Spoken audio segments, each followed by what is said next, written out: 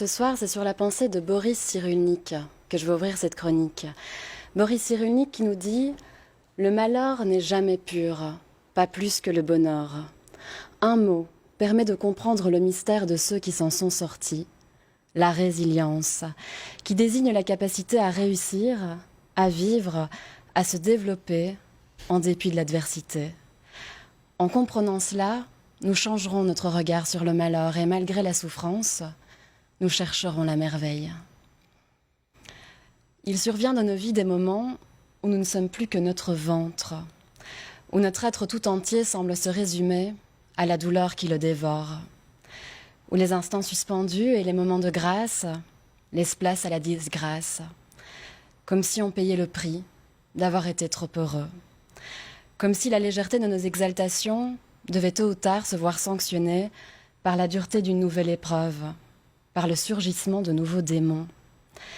Il survient dans nos vies des moments où la solitude n'est plus un exil, mais un enfermement, et où le monde, dans sa globalité, semble insuffisant à nous donner le sentiment d'être entouré.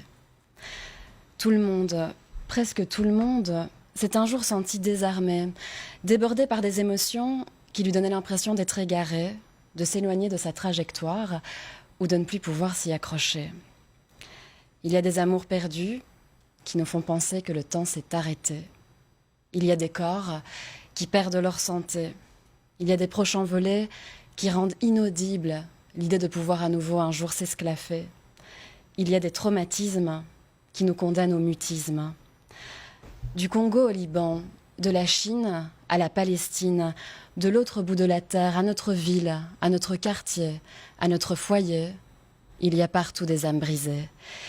Et c'est précisément et paradoxalement à la frontière de l'intolérable, aux limites de nous-mêmes, que peuvent surgir les plus belles formes de beauté. Parce que c'est dans ces eaux troubles et incertaines que se dissimule la puissance humaine. La puissance humaine, c'est passer de la résignation à la résilience, de la détresse à l'acceptation, puis à l'action.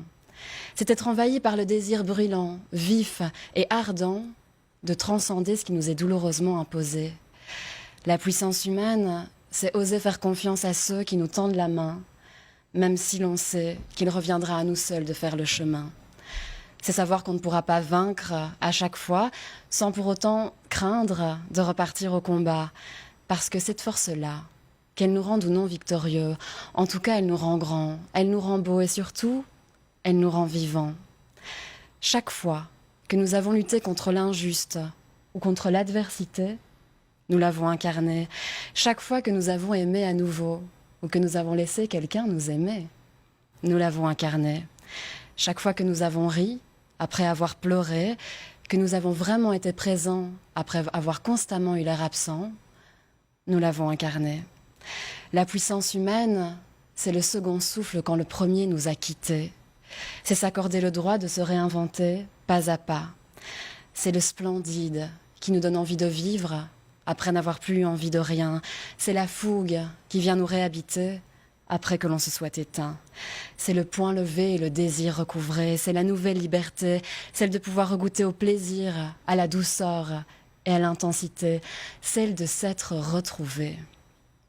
Et si certaines blessures nous brûleront pour toujours, si certaines épreuves ne nous permettront jamais de faire peau neuve, cette puissance, cette force de résilience peut au moins nous ouvrir la voie de la résistance, peut au moins nous permettre de cohabiter avec les failles, avec les cicatrices, avec les sacrifices qui altèrent nos existences.